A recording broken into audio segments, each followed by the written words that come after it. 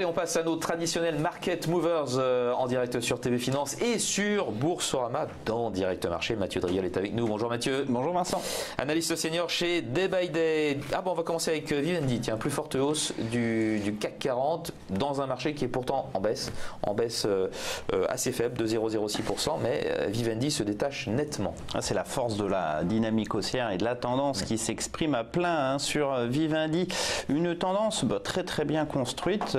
Il y a eu plusieurs temps, une très nette rebond depuis la fin août jusqu'à un plat au-dessus de 20,40 et puis une très nette accélération haussière sur notamment cette bougie ici du 17 novembre. Impulsion, test d'une résistance à 23,49, retour, un pullback sur 21,80, ancienne résistance devenue support, une polarité se met en place et puis depuis la tendance reprend. Alors une première belle jambe d'accélération, un retour assez violent, et puis un gap haussier, et puis c'est la quatrième bougie blanche pour l'instant en cours de formation.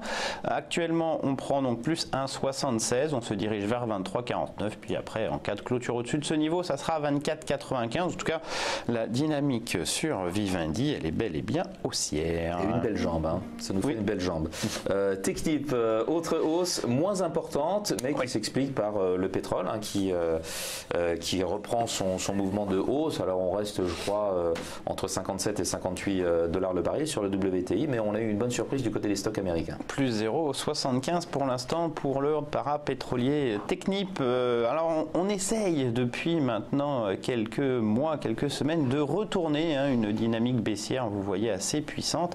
Pourquoi on essaye de la retourner? Parce que de creux et de sommets descendants, on est passé sur des niveaux plats à 20,90 et depuis 20,90, vous voyez que les sommets sont ascendants et on essaye de faire des creux ascendants, mais pour faire un creux ascendant, pour considérer que 22,32 est un creux ascendant, il faudrait aller faire des nouveaux plus hauts, c'est-à-dire aller au-delà de 24,90, 25,96 et c'est ça qui est compliqué pour Technip. Alors on travaille, vous voyez déjà 24,90, ça a été deux tests et puis deux échecs, mais les échecs sont de plus en plus faibles puisque les réactions baissières, vous voyez, ça menuise. La première a été très violente, la deuxième les moins, et puis maintenant on regrimpe petit à petit pour aller chercher à nouveau a priori 24,90. Si on la franchit en clôture, ça sera un signal de retournement, même peut-être sur un horizon de temps plus long.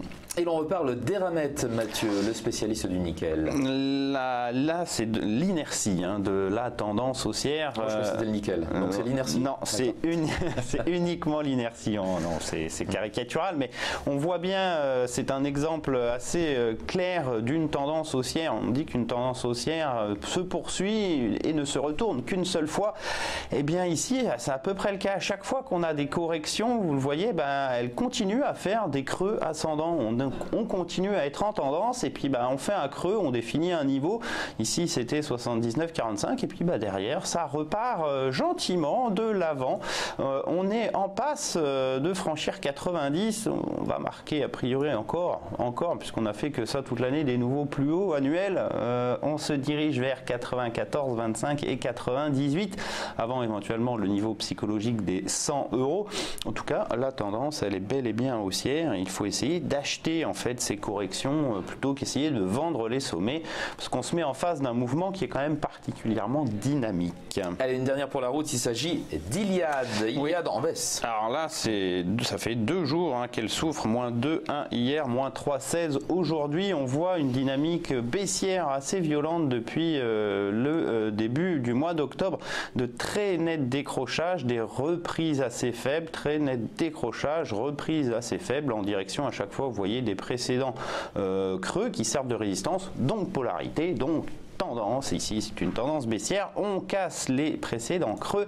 On se dirige vers 188,40 et puis après 180. Ces mouvements, généralement, ne sont pas très durables dans le temps. Vous voyez qu'on met 2, 3, 4 jours pour décrocher. Puis après, ça se stabilise. On a déjà fait 2 jours. Il manque 2 jours pour rejoindre les supports. Avant, une nouvelle phase de plat et puis après, une nouvelle dynamique. Bref, c'est quand même plutôt vendeur et ça se dirige vers les soutiens. Phase de plat, on a l'impression que vous parlez du Tour de France. Le mot du jour, donc, polarité, on retiendra. Merci beaucoup, Mathieu, d'avoir été avec nous ce matin pour ces Market Movers. Mathieu Driel, analyste senior chez Day by Day. Très bonne journée.